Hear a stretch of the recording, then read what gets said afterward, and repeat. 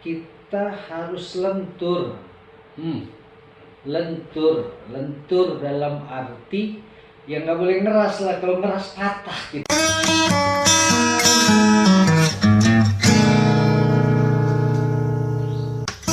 Cik satu, Assalamualaikum Pak Ules, apa kabarnya hari ini? Waalaikumsalam Mas Fu, kabarnya? Ada keresahan apa hari ini? Kabarnya baik ya pasti? Kabarnya pasti baik. Alhamdulillah. Kalau resahnya ikut-ikutan yang lain lah ya. Gitu ya. Pasti rasanya seputar pandemi ini kayaknya ini. Ya dong, karena ya mendunia. Kita kalau ketinggalan pandemi nggak ini, jadinya nggak ikut serta dalam Nggak kehidupan in dunia. ya, nggak update kita namanya. Iya, Ya. gitu. Betul. Ya.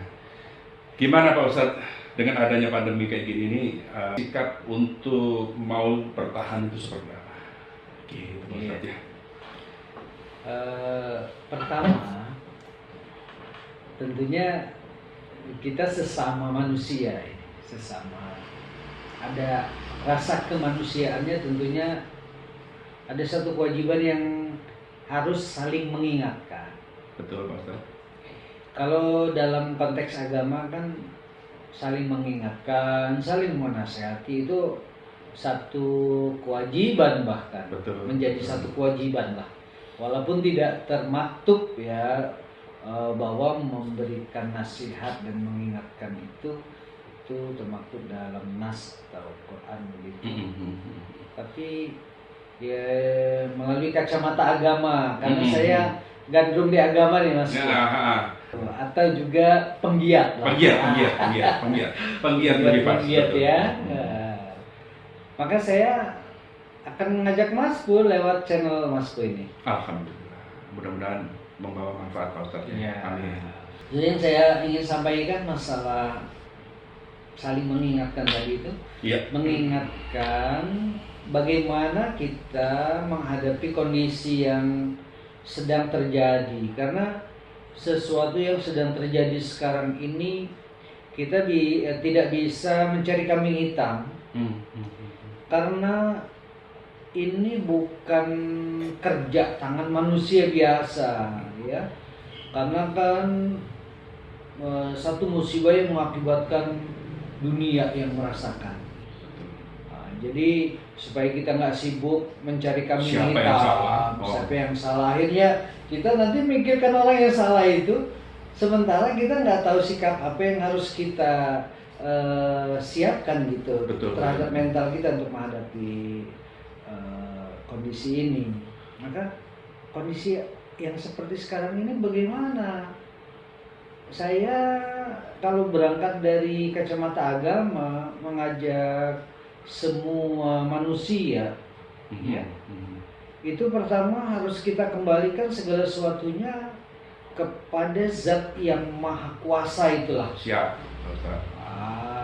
Kalau di lintas agama manapun, Zat yang paling Maha Kuasa, yang kuasanya artinya kalau dalam Al-Quran kan bahasanya Innallaha ala kulli syai'in qadir. Sungguhnya Allah loh yang Maha Kuasa atas segala sesuatu itu. Gitu. Mau dijadikan wabah ini berhenti besok, siapa yang bisa menghalangi? Betul. Cuman permasalahannya kita kan nggak bisa gitu loh, mau memaksa Allah untuk ya Allah selesaikanlah besok.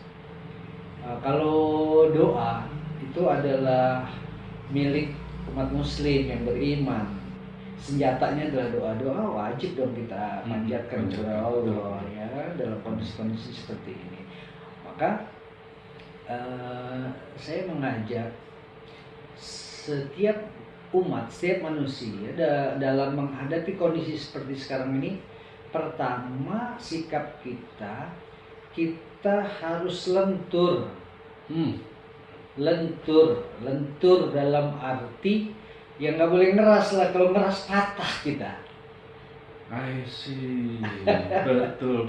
Patah dong. Saya nggak bicara harus sabar gitu, udahlah. Nanti bicara sabar saya juga nggak sabar. Berarti lentur ini adaptasi, semacam itu. Iya. Adaptif kita. Iya. kita beradaptasi dengan situasi. Itu setuju nggak Pak Ustaz? Iya, itu Ya. lebih tepatlah bahasa Situasi. Masku ya, supaya bisa pas. Tadi. Saya pernah dapat satu pelajaran dari bukunya si Dale Carnegie lah. Dale Carnegie itu bilang gini, dalam menghadapi situasi kehidupan ini, ya, ini kan hidup ini nggak bisa kita atur semau gue, semau kita artinya ya.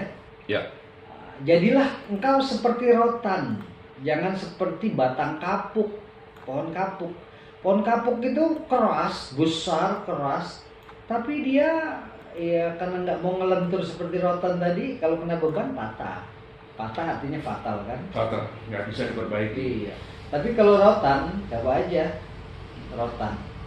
Dibebani seperti apa ya, kalau nggak kuat ya udah dia nyet gitu ke bawah. Pada saatnya bebannya lepas ya dia naik lagi. Naik lagi. Berarti Gitu. selamat. Selamat dong. Mm-mm. Nah itu, jadi lentur ya. Sikap bisa lentur itu, sikap keakuan harus dibelakangkan. Kalau dikubur janganlah. Nanti kalau udah dikubur kan sulit mau Dikesampingkan membangkitkan. Sampingkan aja. Rasa keakuan gitu ya. Kalau keakuan itu bahasa Ego ya. Iya. Mau menang sendiri ya. Kira-kira Mas Pur. Mau selamat sendiri. Oh. Makanya Atau gini, ngerasa benar sendiri, ini harus begini gitu. Karena apa? Konsep dia tuh yang paling benar. Konsep saya yang paling benar harus seperti ini. Kalau kayak gitu, ini yang akan mengakibatkan jadi fatal. Fatal buat diri kita, bisa yang lain-lain juga. dampaknya ke lingkungan. Itu mungkin satu sisi tentang menghadapi pandemi yang mungkin dari sisi penyakitnya aja.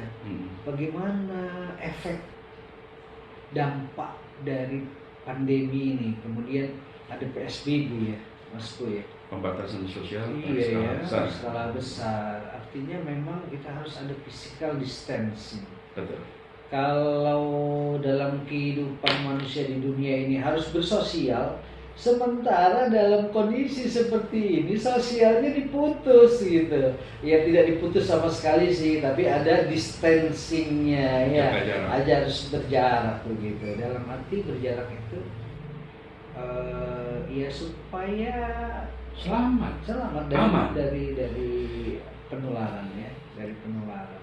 Nah, di sini sebenarnya tidak sesuai dengan fitrah manusia itu sendiri. Manusia kan makhluk sosial, di mana kegiatan sosial itu tidak bisa dihindari. Ini mau nggak mau diterima ya Pak Ustadz? Ya terbukti Mas Bu, gimana kita mau, misalkan kita mau keluar Betul. ya, kita mau keluar, kita mau beranjang sana silaturahim Betul. untuk menghangatkan suasana persaudaraan dan sebagainya. Karena memang bersilaturahim itu kan sumber rezeki tuh. Berarti Iya kan? itu ditangguhkan tar dulu deh selama pandemi, bukan hilangkan. Ya. Jadi fitrah manusia yang makhluk sosial itu bukannya hilang, Iya. tetapi ditahan dulu. Iya. Gitu kan? Maka resikonya tadi ada satu beban dong, stressing dalam, ada penekanan dong ya dalam Pasti, yang ya. biasa, karena kan satu kebutuhan yang mendasar nih, bersosialisasi, bersosial itu. Saya nggak ketemu Masku berapa bulan ini, saya terus terang seorang yang terputus ininya kan. Ada rasa, justru gini, ada zur riban tasdat uban. Kalau kita itu jarang ketemu, Betul. justru tasdat uban, kecintaannya justru nambah. Amin. Ada yang ini bahasanya juga jorok dikit. Kalau dekat bau tai kata ya. Kalau jauh wangi. wangi. Itu ada hikmahnya kira-kira dalam physical distancing atau social distancing ini. Saya rasa ada di situ. Salah satu itu ya, hikmahnya. Hikmahnya. Banyak Masku kalau kita Menimbulkan kangen itu dari sini salah Iya, satunya. iya. Cakep. luar biasa. Cakep. Yang tadinya ngelihat 4 gue ngeliat gue nih. Lu lagi kartu mati lagi. Enggak lah Pak Ustaz, nggak boleh itu ada di antara kita, ya enggak?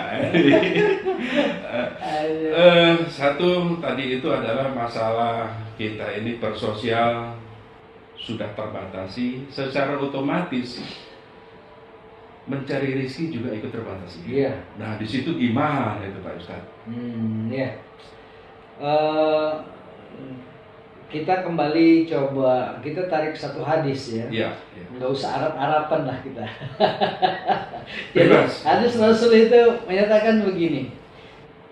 Rasul berada di tengah-tengah para sahabat. Rasul bertanya, siapa di antara kalian yang punya stok, ya, stok kehidupan, bekal kehidupan 1 hari? Sahabat ada yang ngangkat tangan. Ana ya Rasulullah, ya. Berarti engkau adalah orang yang qanaah. Qanaah itu udah ngerasa cukup dah. 1 hari aja dia punya bekal cuma untuk besok, lusanya wallahu a'lam, nggak tahu. Siapa di antara kalian yang memiliki bekal untuk 2 hari? Ada juga yang ngacung kan? Saya Rasulullah. Oh iya. Anta zuhud, kamu zuhud. Siapa yang memiliki bekal 3 hari? Ana ya Rasulullah. Oh, 3 hari. Ya. Berarti engkau orang yang normal, yang biasa-biasa lah. Artinya qanaah belum tingkatnya zuhud juga tidak. Karena kalau qanaah itu kan ada atau tidak ada, ya udah. Zuhud itu artinya dapat, senangnya tidak terlalu, sehingga kalau hilang pun tidak terlalu. Gitu. Tapi kalau udah stoknya 3 hari, itu ada kemungkinan, ya. Kalau lebih dari 3 hari dia akan mumet ya. Maka itu orang yang dianggap oleh Rasul itu orang pada tingkatan yang biasa-biasa aja, nggak ada maksud stoknya. Tapi kemudian ada nggak yang punya stok lebih dari 3 hari? Oh banyak. Kalian rakus, kata Rasul, tomak. Kita kembali. Kalau gitu kita sekarang dalam kondisi ini menghadapinya, bicara rezeki. Jangan kita sibuk mau memikirkan hidup untuk 1 tahun ke depan. Jangan juga memikirkan gimana bulan depan, walaupun bulan depan tuh cicilan harus dibayar. Ada cicil rumah, cicil motor, cicil mobil.